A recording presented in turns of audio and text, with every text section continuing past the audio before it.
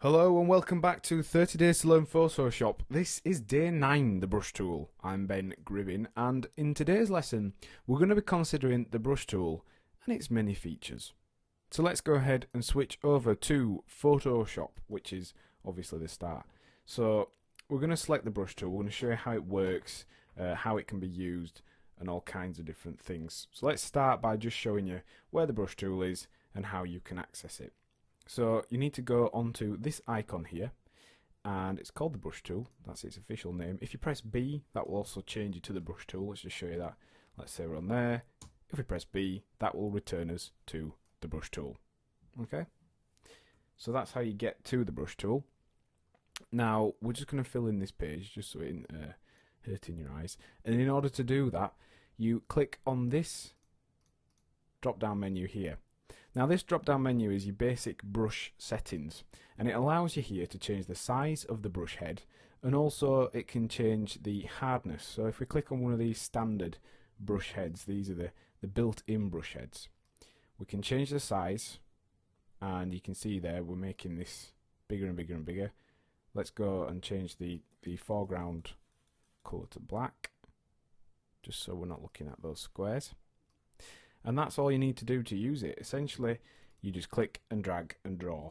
So if we just show you that again, this time we'll change the setting of the brush head so it's a little bit bigger, but the hardness is down to 0, so you'll be able to see the difference between the two. If we just select one of these swatches, that's a softer brush head. So you can see the edges compared to the one we'll do now. Let's change the hardness.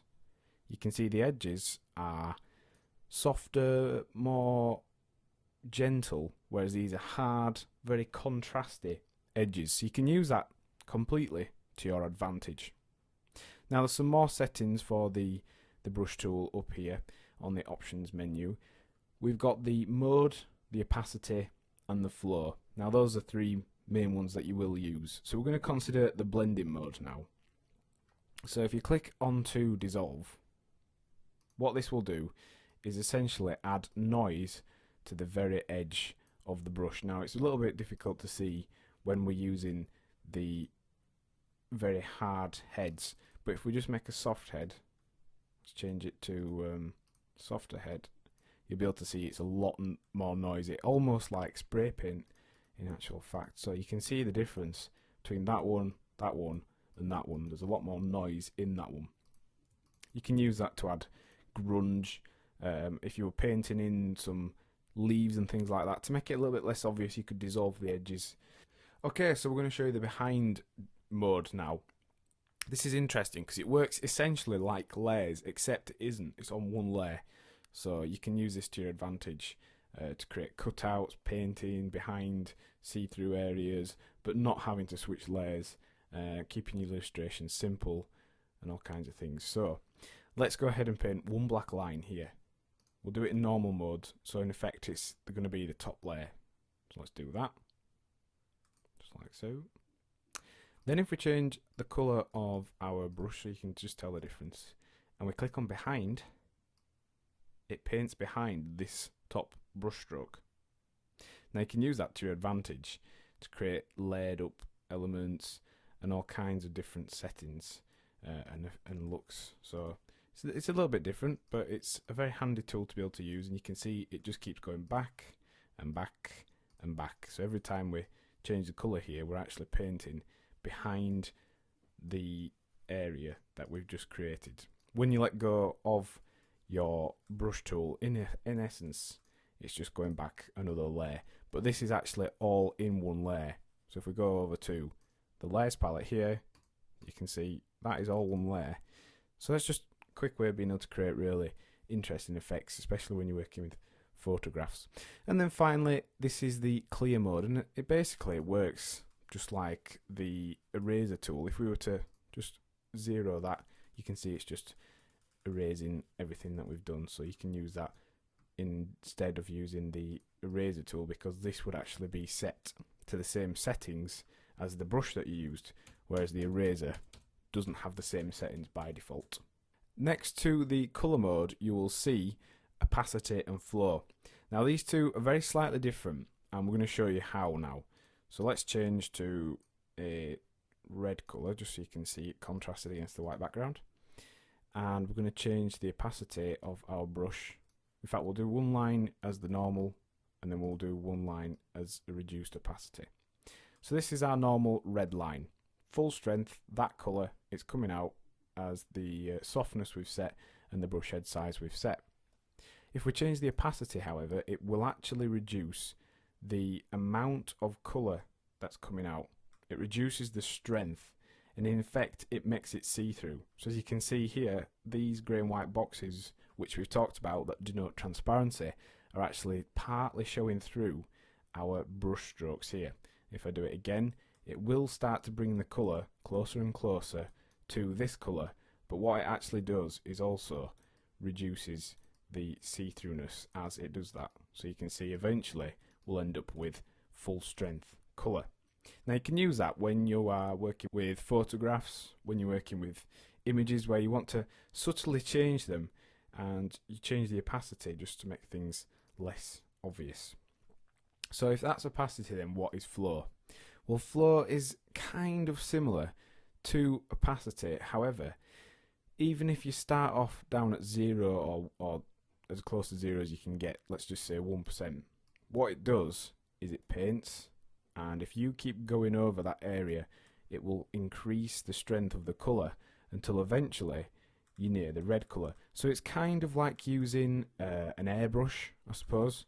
You could use this to really create soft, gentle changes in colour, and also if you were working with a photograph, if you were manipulating the image, you were able to really create soft blemishes and changes to that photograph. So that's the flow tool. You can see as we're going over the area that we've previously been on, as long as we don't let go, it's creating a stronger and stronger and stronger colour. So that's flow and opacity. So then we're going to look at the brush settings. Now this is a panel in the sidebar panel which allows us to change all kinds of dynamics to do with the brush head itself. So you can see here we've got all the hardness settings that we had before, but also we can change the roundness, so we can actually start tweaking around with the way the brush is going to be applied to the page. So this is almost like a calligraphy style pen head now.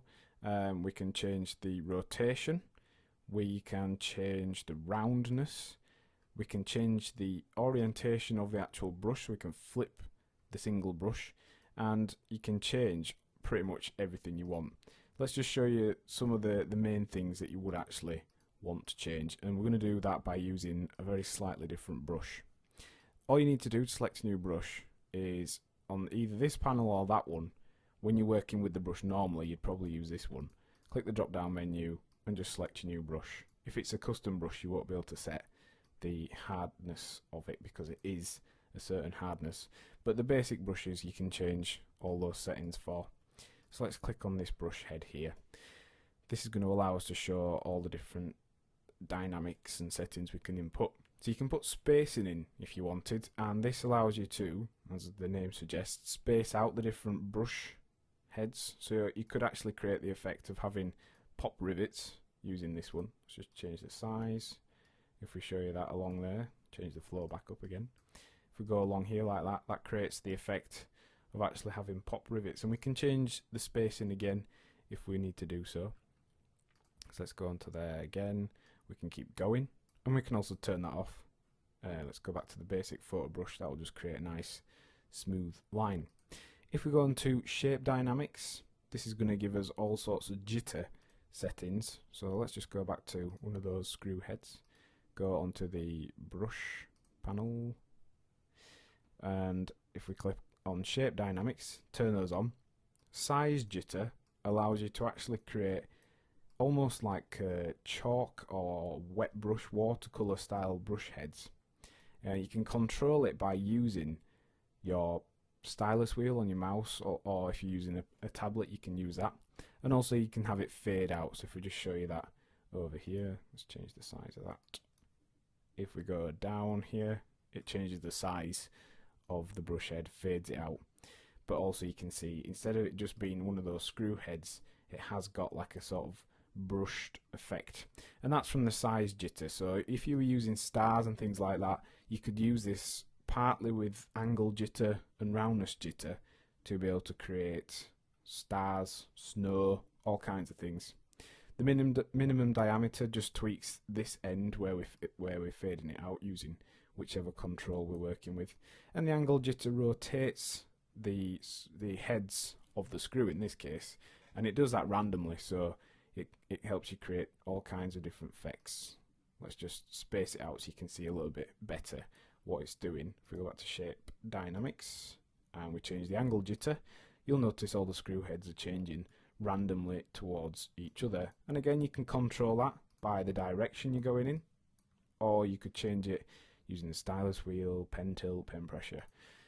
And the roundness jitter, that essentially squashes and changes the perspective of the different brush heads. So again, creating a really cool, completely different kind of brush just by changing these settings. And these are all based upon the original brush. It's still that sort of screw head brush. So you can see us just using the eraser tool here to take it back, just so we can show you some more of the brush settings. So this is our now shape dynamics, and I believe that's the roundness jitter that we've got set on there. If we combine them together, we can start having them look like they're spattered about and all sort of things like that. Also scattering, this is a good tool. This helps you start to make them thicker and wider. Again, if you were using stars and things like that, you'd be able to create the effect of shooting stars, space, snow backgrounds, that sort of thing. Let's just undo those. Also under scatter, by changing the count, it actually changes the amount of scattering. So you can see that's not very dense. That one is. So that's how you change the count of your scattering. Dual brush. This allows you to, in effect, within a brush, paint brushes.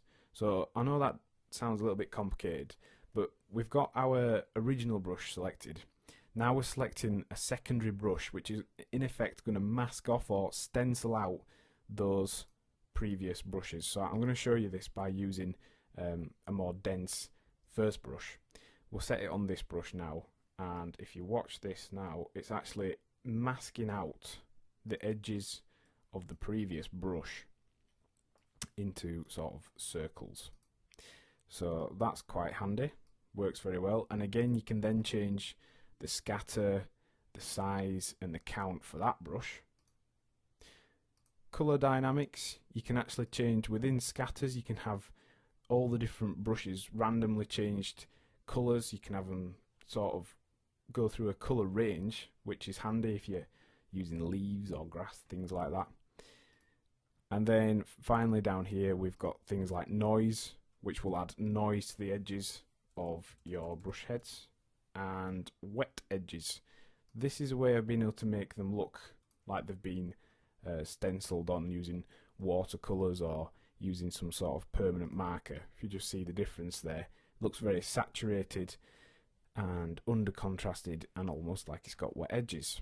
And then finally smoothing, just smoothes out the edges of the different brushes.